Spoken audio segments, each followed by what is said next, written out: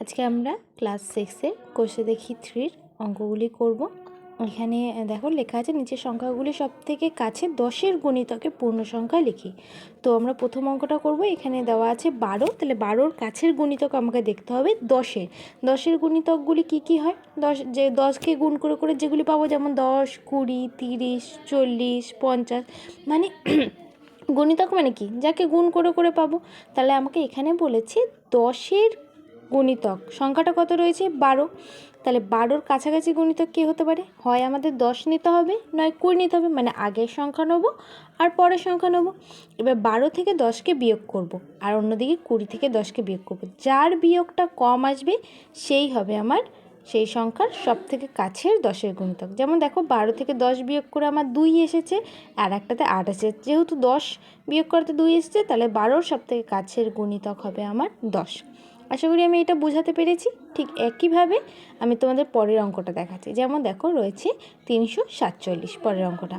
তাহলে 347 10-এর গুণিতক ঠিক তেমন করে বার করে নেবে তোমরা। তোমাদের অঙ্কের সুবিধার জন্য আমি প্রথমে বার করে দেখাচ্ছি। তোমরা যখন পরে প্র্যাকটিস করতে করতে অভ্যাস হয়ে যাবে, তখন তোমাদের এরকম বার না করেও করলেও হবে, শুধু বিয়োগ করে নিলেই হবে। যেমন দেখো এখানে কিন্তু 3 সংখ্যার আছে, তার জন্য আমি 300, 310, 320 এইভাবে ভাগ করে নেবো। তাহলে 347 আছে যেহেতু, তাহলে আমরা একবার 347 থেকে 340 বিয়োগ করব, আর পরের সংখ্যাটা নেবো। তাহলে 350 থেকে 47 বিয়োগ করবো। দেখো 50 থেকে বাদ দিলে আমার 3 আসছে, সেটা কম আসছে। তাহলে 347-এর সবচেয়ে কাছের 10-এর গুণিতক আমার 350 হবে। ঠিক একইভাবে আমরা সি এর অঙ্কটা করে নেবো, মানে তার পরের অঙ্কটায় দেখো আগেরটা আমরা যেহেতু শতকের ঘরে করেছি, এবার কিন্তু হাজারের ঘরে আছে। সেক্ষেত্রে আমরা 10-এর হাজারগুলোকেই ধরবো। যেমন দেখো 1324 আছে, তাহলে 10-এর গুণিতক হিসেবে আমরা প্রথমে 1300, তারপর 1310, 1320 এইভাবে ধরবো। তো এখানে 1324 আছে বলে আমরা 1320 থেকে 1324 থেকে 1320কে বাদ দেবো, যেখানে আমার বিয়োগ করে 4 এসেছে। আর পরেরটা যেহেতু আমাকে ধরতে হবে, তাই 1330 থেকে 4কে 1324 বিয়োগ করে 6, তাহলে আমার 4 কম বিয়োগ আসছে, তাহলে 1320 হবে আমার উত্তর।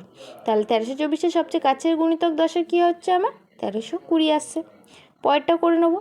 তারপরে যে সংখ্যাটা আছে 5968, তাহলে সেই ঠিক একইভাবে করবো যেমন আগের অঙ্কটা করলাম, তেমন এটা 5900, 5910, 20, 30 এরম করে 60 এরম করে যাবো। যেহেতু 68 আছে, তাহলে 5960 আর 5970 এই দুটো সংখ্যাকে নেব, এবং দুটো সংখ্যা থেকেই 5968কে বাদ দিয়ে আমরা দেখব কোনটায় কম আসছে। তো সেক্ষেত্রে বিয়োগ করলে তোমরা দেখতে পাবে যে 5970 থেকে বাদ দিলে সব থেকে কম আসছে। তাহলে যেটাই কম আসবে সেটাই আমার কাছে গুণিতক।